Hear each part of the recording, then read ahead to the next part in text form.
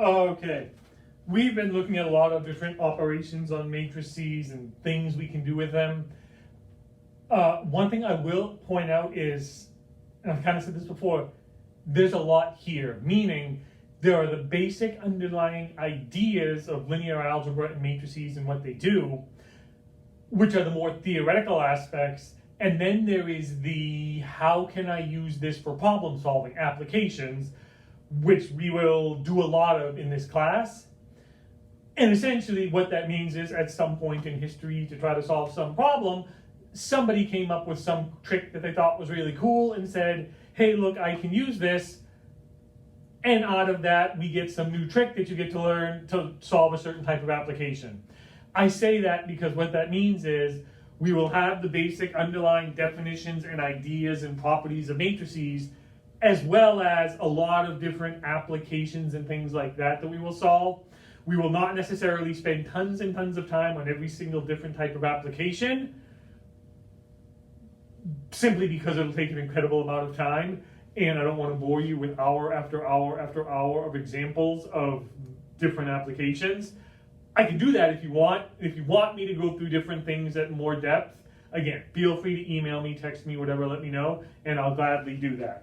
But first off, we're going to look at what's called the LU factorization of a matrix.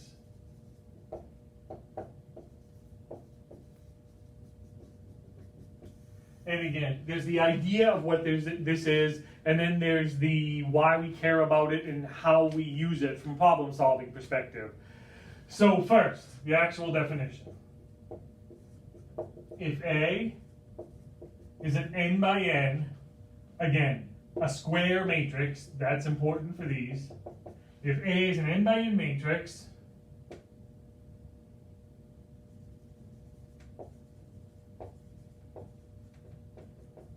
and can be written as LU, that's the product of two matrices L and U, where L is lower triangular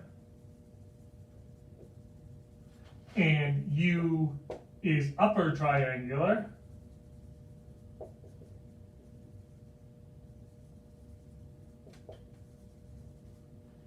Then A equals LU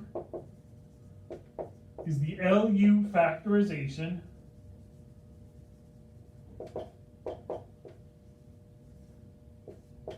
of A. Okay, and again, we will go through what this definition means in a second. If A is an n by n matrix, so we have a square matrix, and you can write it as the product of two matrices, L and U, and to kind of get the idea here, I'm sure it's pretty obvious, L is lower triangular, U is upper triangular, hence lower upper is a lower triangular, and U is an upper triangular, then A can be written as the product of L and U, and the LU, and that's the LU factorization of A. This idea of lower and upper triangular, all it means is, let's see, for an arbitrary L, for a lower triangular matrix, it means if we have, say, a 3 by 3.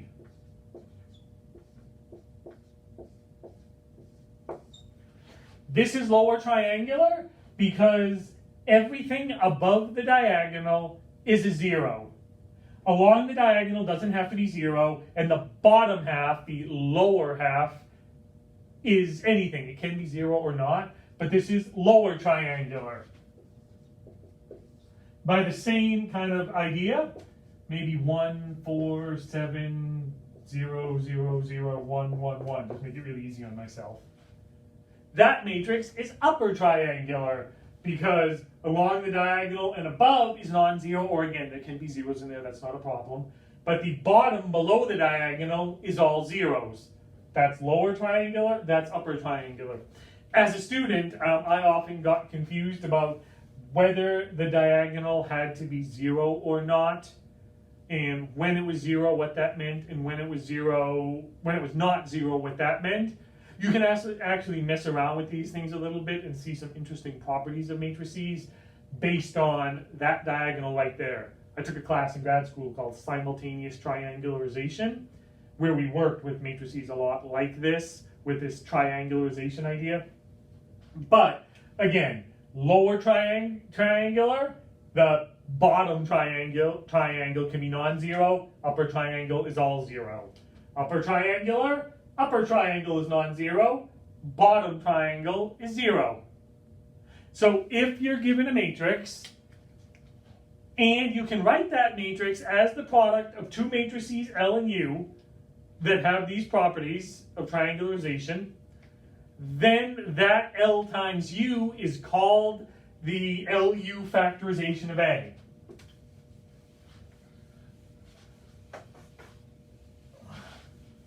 So as an example, first off, this one we're not really going to solve. We'll solve one out in a second.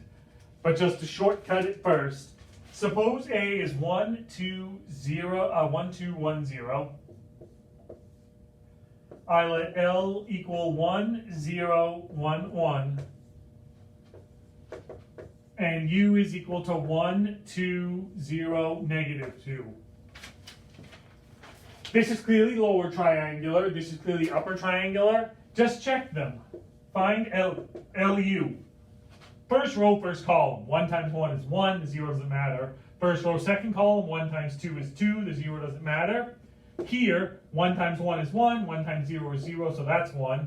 1 times 2 is 2. 1 times negative 2 is negative 2. 2 minus 2 is 0. And that's A. So A is equal to LU. So that's the LU factorization of A. But maybe as an example, to actually work one out and see what to do to find the LU factorization. There are certainly tricks you can try to look up, things you can kind of pull out of the air. I was messing around with them myself just for fun. But ultimately, if nothing else, we kind of know how this is going to work. So, suppose I have a matrix A equal to 1, 2, 3, 4. That's certainly a square matrix. If I want the LU factorization, then I need a lower triangular matrix, so call it A11, 0, A21, A22.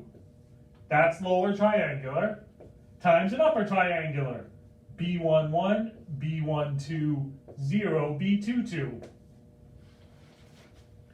Now just solve that out. See if I can figure out what all the A's to buy J's and all the B's to buy J's are. But if I solve this, let's see. First row, first column. So A11, B11 has to equal 1. First row, second column, A11, B12 has to equal 2. Second row, first column, A21, B11 has to equal 3. And I'm assuming at this point that you people are reasonably well versed in the multiplication, that I can kind of just do this really quickly. Second row, second column, so A21, B12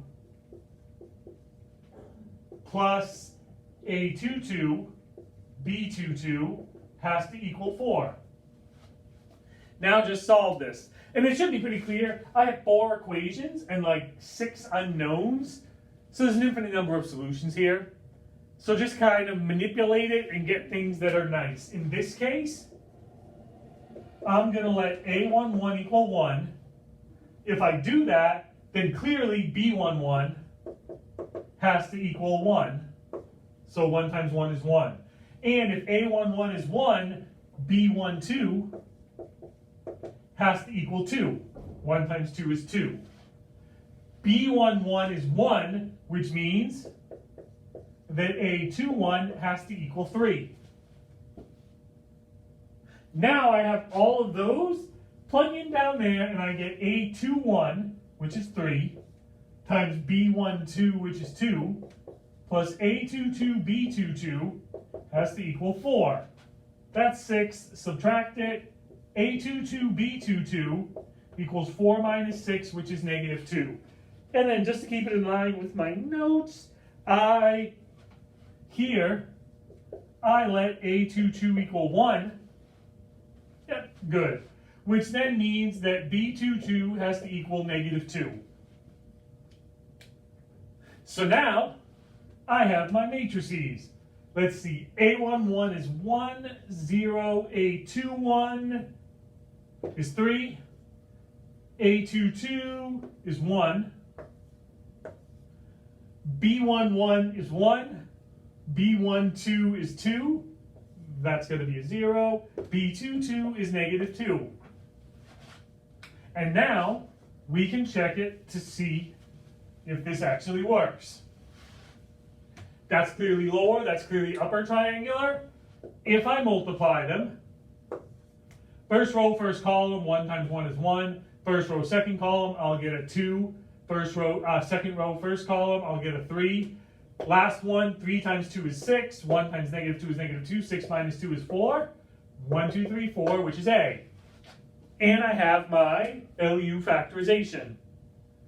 So you can always, even if there are other tricks you could maybe try to work through, pull out of the air or whatever, you can always just set up the system and solve it.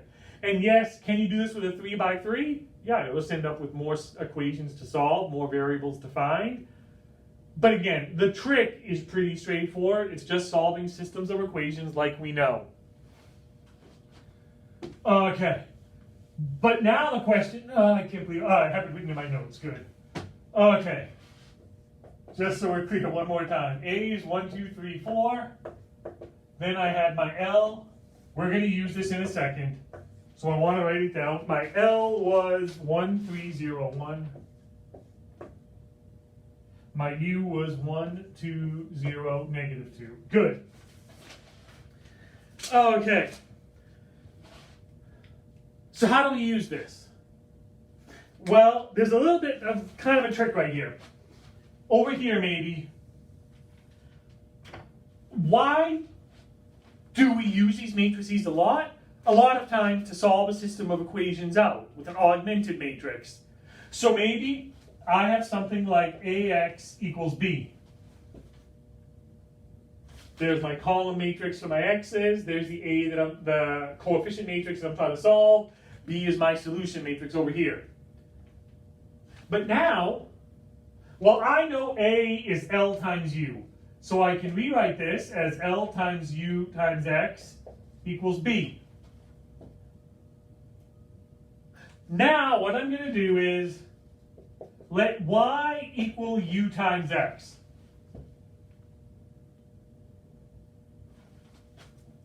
Now I can substitute in, and I get L times Y equals B.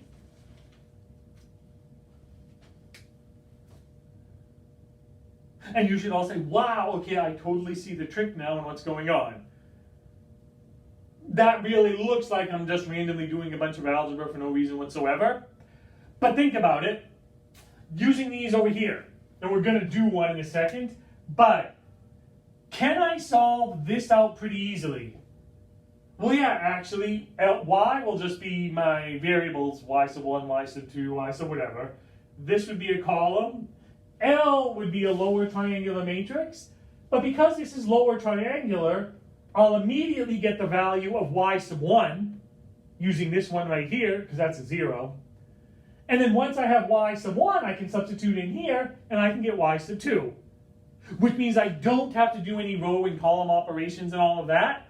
I immediately, with maybe one step of substitution, can find my Y's. But then once I have my Y's, if I plug them in here, this is a column, this is a column, I want to get my X's, but now using U, the exact same idea. Because this is upper triangular, I'll immediately get X sub 2, which I can then substitute in here, which will then get me X sub 1, and I'm done. And the idea here is, if you get the LU factorization, it makes solving the system a lot easier. You could probably make the argument, and from a student perspective I probably would, you really have two options then. You can either take an equation like this, set it all up, find the augmented matrix, do all the row operations, get it so that it's in row echelon form, then find your X sub i's with a little bit of backward substitution. Or, given an equation like this, you can take A, do the algebra to find the lower and the L and the U, the LU factorization, then plug them in here and solve it that way. Ultimately, you're still going to end up doing algebra to solve it out. It's just which method is faster. Your book will point out that a lot of times nowadays, these things are solved with the LU factorization because there are shortcuts and tricks you can learn to get the LU factorization reasonably quickly. And that's maybe then faster than the amount of time it would take you to solve all the row operations to reduce to row echelon form as far as computing power and how much computing power one would take versus another. I am not the person to ask, so I'm not even going to go there. But as an example, suppose we have this just to work through it, and my augmented matrix that we're just going to use is, we'll stick with this, 1, 2, 3, 4, but then we'll say my B is 3, -2. So if you will, this is AX equals B, written out long form, it's 1, 2, 3, 4, times X sub 1, X sub 2, equals 3, -2. And you can see the system of equations there written out if you want to as well. I want to solve that. What do? Well, first I have to put dots there. My brain just likes them better. Okay. Well, I have AX equals B. So now I'm going to do that right there. A is really L times U times X equals B. We're going to let Y equal U times X, which then means I have Ly equals B. Now solve this right here. So to solve it, I take L, my lower, 1, 0, 3, 1, times Y, which we'll just say is Y sub 1, Y sub 2, equals B, which is 3, -2. And again, this is actually called forward substitution because we're used to writing things in more echelon form this way, where we then start with this variable and go backwards. Here, because this is lower triangular, we'll actually start with the first one. So it's actually called forward substitution because you start with Y sub 1 and then go forward. But just reading this, across and down, Y sub 1 is equal to 3. Now if I plug in here, 3 times Y sub 1, which is 3, plus 1 times Y sub 2, which is Y sub 2, equals -2. Y sub 2 is -2 minus 9, which is -11. So now I get my Y. Y is a column vector, -2, I'm sorry, not -2, 3, -11. Now, take that Y, stick it into this equation. Y is 3, -11, which is equal to U, my upper, 1, 2, 0, -2,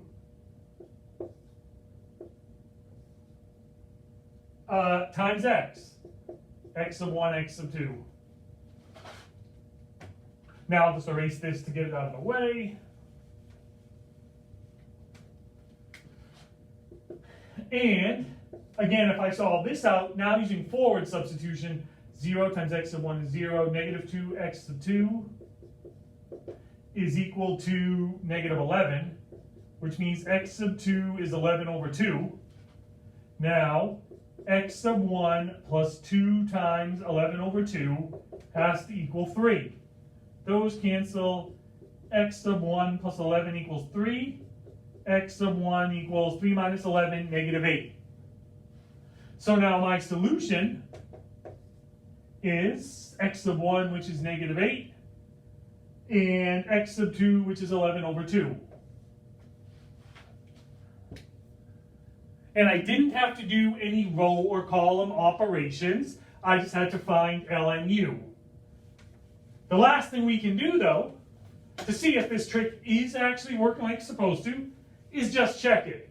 Really quickly, here's my augmented matrix, which I know means X sub 1 plus 2X sub 2 equals 3, And 3x sub 1 plus 4x sub 2 is negative 2. Check the first one. Negative 8 plus 2 times 11 over 2 equals 3. Well, yeah, that's 11 minus 8, which is 3, so that works. 3 times negative 8 plus 4 times 11 over 2 equals negative 2. That's negative 24. 2 and 4 cancel, leaves 2 times 11, which is 22. 22 minus 24 is negative 2.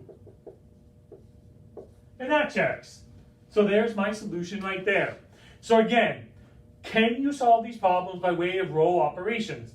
Sure, you can. We've done it.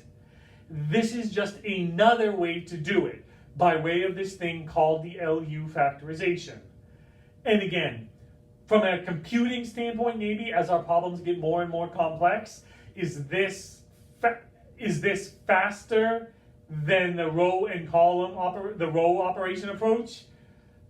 I'm not the person to ask on that because I don't throw these things into computers and work with them, as you all know. But according to your book, this is the method that is most often used to solve these systems out. So it seems logical to assume that yes, this probably is faster.